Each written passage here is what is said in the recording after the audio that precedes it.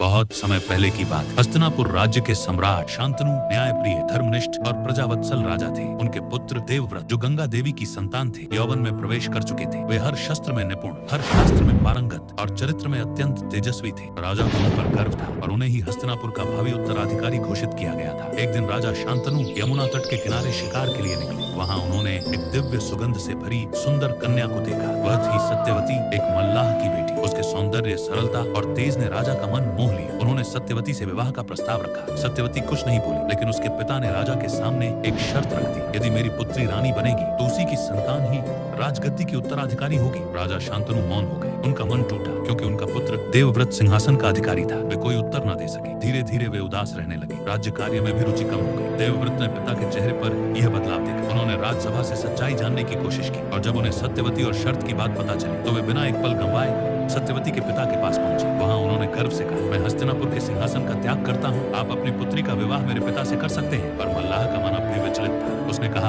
अगर तुम्हारे पुत्र होंगे तो वे तो राजगद्दी पर अधिकार जताएंगे ना। उस दिन देवव्रत ने ऐसा संकल्प लिया जिससे पूरा संसार हिल गया। मैं आजन्म ब्रह्मचारी रहूंगा, विवाह नहीं करूंगा और मेरी कोई संतान नहीं होगी। उस वचन की गूंज स्वर्ग तक पहुंची। देवताओं ने आकाशवाणी की, यह व्रत भीषण है। इस बालक का नाम अब से भीष्म होगा। राजा शांतनु को जब यह ज्ञात हुआ तो उनकी आंखों से आंसू बहने लगे। उन्होंने भीष्म को गले लगाया और कहा, पुत्र, मैंने तुझसे जीवन लिया है। अब मैं तुझे एक वर देता हूँ, इच्छा मृत्यु का वरदान। जब तक तुम स्वयं न चाहो, मृत्यु तुम्हें नहीं छू सकती। उस दिन से देवव्रत भीष्म बन गए, त्याग, वचन और धर्म के प्रतीक। उन्होंने अपने जीवन को हस्तिनापुर की सेवा में समर्पित कर दिया। वे गद्दी पर नहीं बैठे, पर सिंहासन से अधिक सम्मान पाए।